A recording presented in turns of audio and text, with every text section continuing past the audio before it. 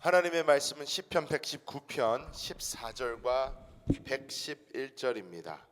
하나님의 말씀은 시편 119편 14절과 111절의 말씀입니다. 우리 함께 찾으셔서 한 목소리로 우리 합독하도록 하겠습니다.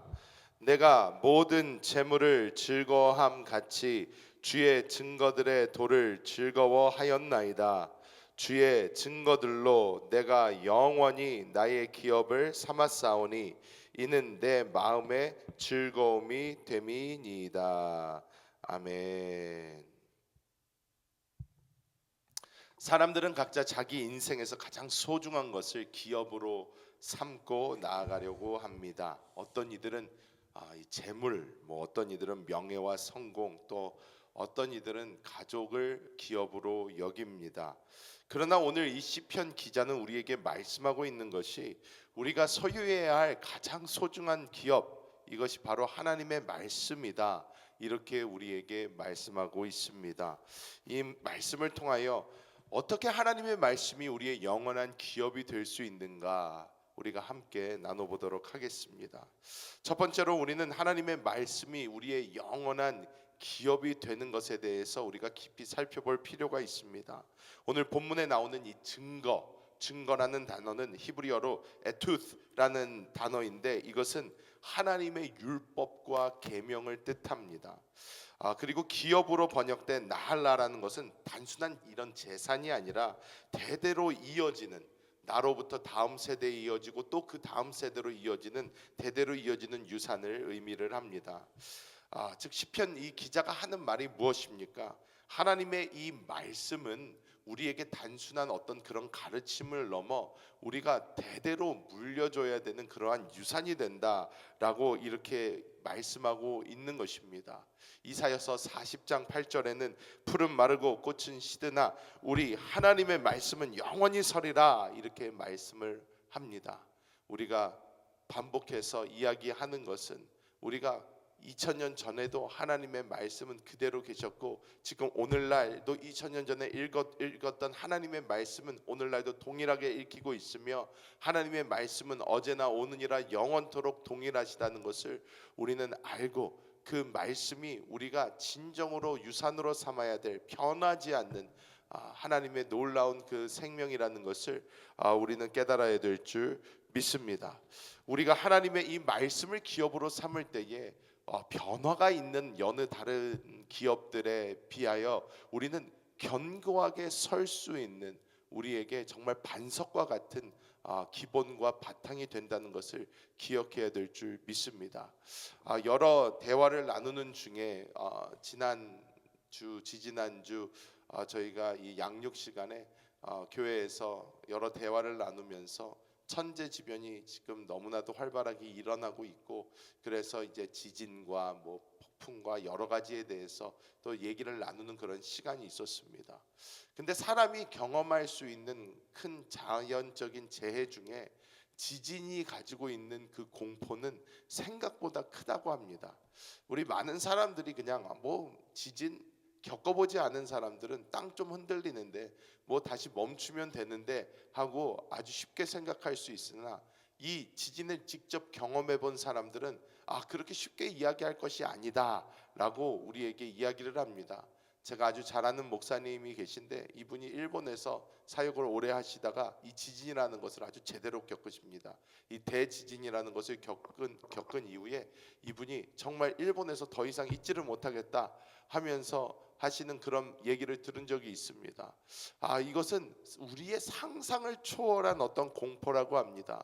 또한 지금 카자흐스탄에서 사역하고 있는 또 우리 노종립 선교사님 같은 경우도 이 지진에 대해서 별로 생각을 안 하고 있다가 알마티에 강도 7의 이 강한 지진을 경험한 이후에는 목사님 정말로 이 지진이라는 것은 어떻게 사람의 혼이 쏙 빠지게 정말로 너무너무나 두렵고 무서운 것입니다 라고 이야기하는 것을 들으면서 이 심리학자들이 우리가 늘 생각할 때 굳건히 버텨줘야 되는 이 땅이라는 것이 흔들리기 시작을 하면 우리가 가지고 있던 모든 이 정신적인 체제 자체가 흔들린다는 이야기를 하는 것을 들었습니다.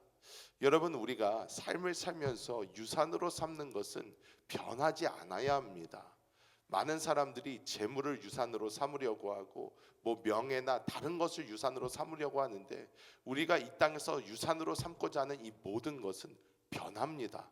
언제나 이 물질이 있지도 않을 것이요, 우리가 명예나 모든 것으로 생각하는 것도 하루아침에 뒤집어질 수가 있고, 그리고 우리의 가족들도 세상을 뜰 것이며, 우리가 유산으로 생각하는 모든 것에는 변함이 있을 수 있다는 것입니다. 하지만 하나님의 말씀은 영원토록 변하지 않습니다. 어제나 오늘이나 영원토록 변하지 않는 이 하나님의 말씀이 우리의 진정한 유산이 되어야 될 줄 믿습니다. 자, 두 번째로 우리가 이 하나님의 말씀에 대해서 조금 더 깊이를 가져야 되는 것은, 이 하나님의 말씀은 그냥 말씀 그 자체로 유익한 것을 넘어 하나님의 말씀은 살아계신 그리스도라는 것을 우리는 더 깊이 깨달아야 될 줄 믿습니다. 요한복음 1장 1절에 태초에 말씀이 계시니라, 이 말씀이 하나님과 함께 계셨으니 이 말씀이 곧 하나님이시라, 이렇게 말씀하고 있습니다. 그리고 요한복음 1장 14절에 말씀이 육신이 되어 우리 가운데 거하심에 하면서, 이 태초에 말씀이셨던 이 분이 육신을 입은 것이 바로 우리 주 예수 그리스도라는 것을 우리에게 분명하게 깨닫게 해주시는 줄 믿습니다. 하나님께서는 단순히 우리에게 어떠한 규칙이나 규율, 계명들을 주고 너네 이것을 지켜라 하는 분이 아니십니다. 하나님께서 정말 원하셨던 것은, 하나님은 우리와 하나 되기를 원하셨습니다. 우리의 생명 되시고 우리의 모든 것 되셔서 우리의 하루하루의 삶 가운데 늘 동행하시며 우리에게 말씀하시며 우리를 인도하시는 그 생명 그 자체가 되기를 간절히 원하셨습니다. 근데 우리는 하나님을 오해할 때가 참 많습니다. 우리가 세상 사람들에게 우리가 복음을 전할 때에 세상 사람들은 어떻게 받아들입니까? 저보고 교회를 가라고요? 그 교회 너무 복잡해서 가지를 못하겠습니다.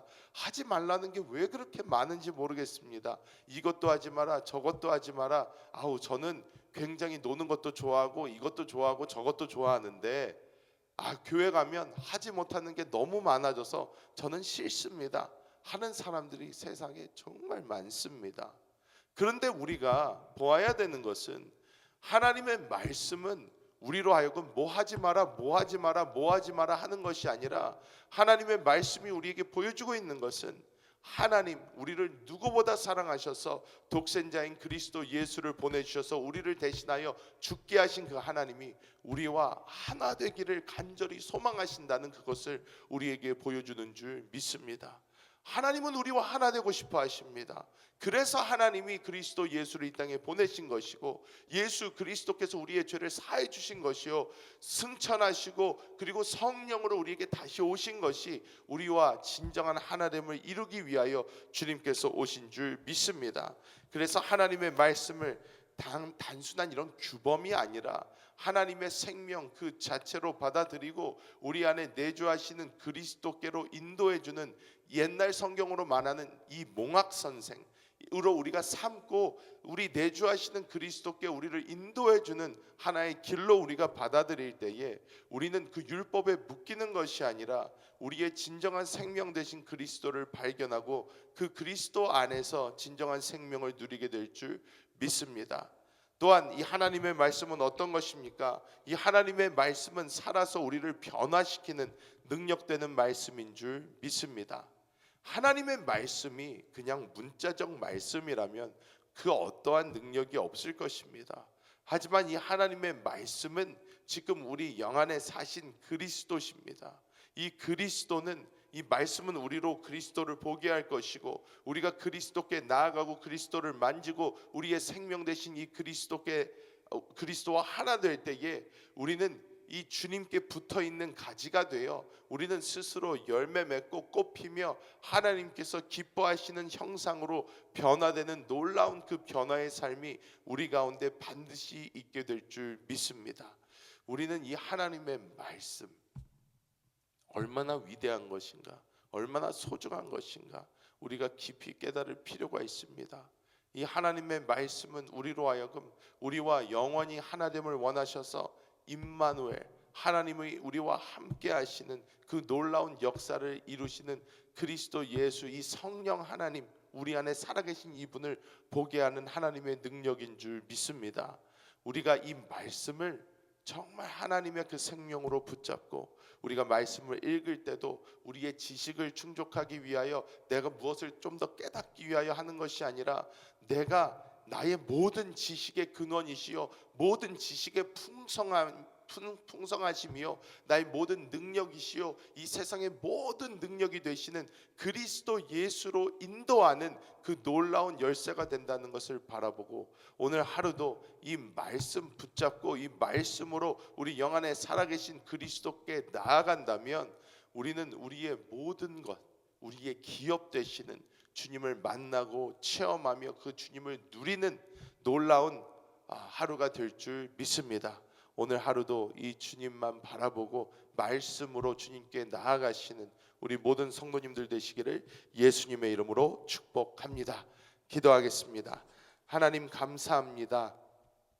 말씀을 볼 때마다 주님께서 우리를 얼마나 사랑하시는지, 또한 주님께서 우리의 모든 것 되기를 얼마나 원하시는지 우리로 깨닫게 하여 주심을 감사합니다.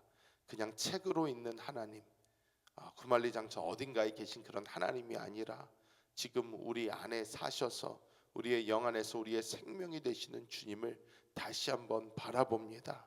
말씀을 우리의 생명의 떡으로 먹고 그 생명의 떡인 그리스도를 우리 안에서 체험하며 날마다 그 주님이 우리를 사시도록 우리를 내어드리는 놀라운 삶 되기 원하오니 성령이여 오늘 하루도 우리의 생명의 떡, 생명의 말씀이 되어주사 우리를 인도하여 주시고 그 주님 안에서 우리의 모든 필요가 채워지게 하여 주시며 하나님의 모든 풍성함을 누리는 하루가 될 수 있도록 주여 역사하여 주시옵소서. 우리 사랑하는 성도들 오늘 새벽 기도에 하나님께서 응답하여 주시고 2025년 주님 앞에 올린 모든 기도의 제목이 다 응답되게 하여 주시고 또한 한국에서 우리 아틀란타 순복음교회를 위하여 함께 중보하는 한세교회 성전 건축 위에 놀라운 은혜를 부어주시며 하나님 우리 아틀란타 순복음교회에 함께 기도할 50가정을 허락하여 주사 우리가 그리스도 예수 안에서 하나님이 기뻐하시는 교회로 서갈 수 있도록 주여 도와 주옵소서. 감사를 드리며 우리 주 예수님의 이름으로 간절히 기도하옵나이다. 아멘.